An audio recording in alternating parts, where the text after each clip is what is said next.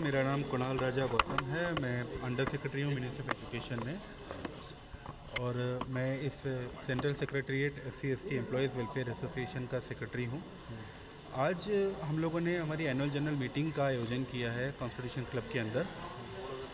तो annual general meeting के साथ साथ हम लोगों ने बाबा साहब डॉक्टर अंबेडकर के विचारों के ऊपर एक सेमिनार का भी आयोजन किया था, जो अभी चल रहा है फ़िलहाल, जिसके अंदर Shri Faggan Singh Kulaste, parliamentary standing committee for welfare of SC/STs, वो चीफ गेस्ट थे।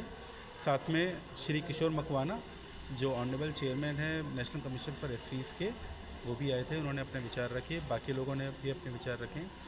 तो इस संगोष्ठी का जो आयोजन किया, उसका लबुलबाब ये है कि बाबा साहब के जो विचार हैं वो बहुआयामी हैं। उनको केवल आरक्षण तक जोड़ के हम लोग उनको सीमित कर देते हैं, जो बहुत गलत है।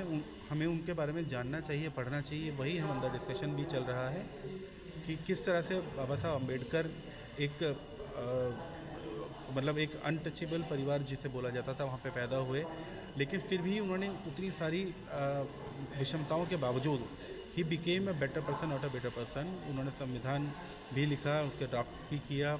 उसके बाद में उन्होंने वुमेन एम्पावरमेंट के ऊपर काम किया, उन्होंने रुपी के ऊपर काम किया था। 1921 में उनका पहला पेपर रुपी का था।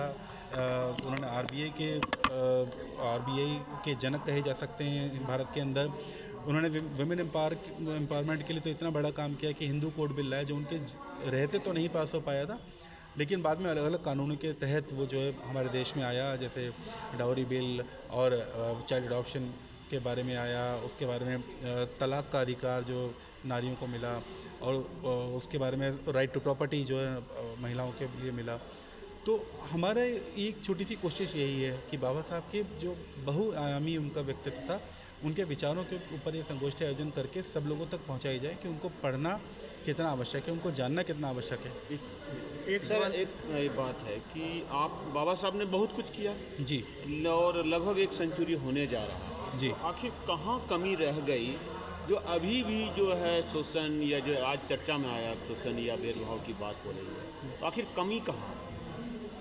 देखिए, मैं कमी का तो मैं नहीं बता पाऊँगा, लेकिन यह है कि जहाँ हम आज से कुछ साल पहले, 50 साल पहले, 70 साल पहले थे, वहाँ से हम आगे बढ़ रहे हैं। हम परस्पर आगे बढ़ रहे हैं, हमारी प्रोग्रेस हो रही है, और उस प्रोग्रेस को, इस बहुआयामी मल्टी डायमेंशनल प्रोग्रेस के लिए सभी जितने भी स्टेक होल्डर्स हैं वो अपना कर्तव्य निभा रहे हैं। हाँ, कुछ रिपोर्ट्स होती हैं, कुछ कमियां आती हैं जिनके बारे में सुन के खेद होता है, लेकिन यह ज़रूर है कि सारी मशीनरी, जितने भी स्टेक होल्डर्स हैं, चाहे समाज के लोग हों,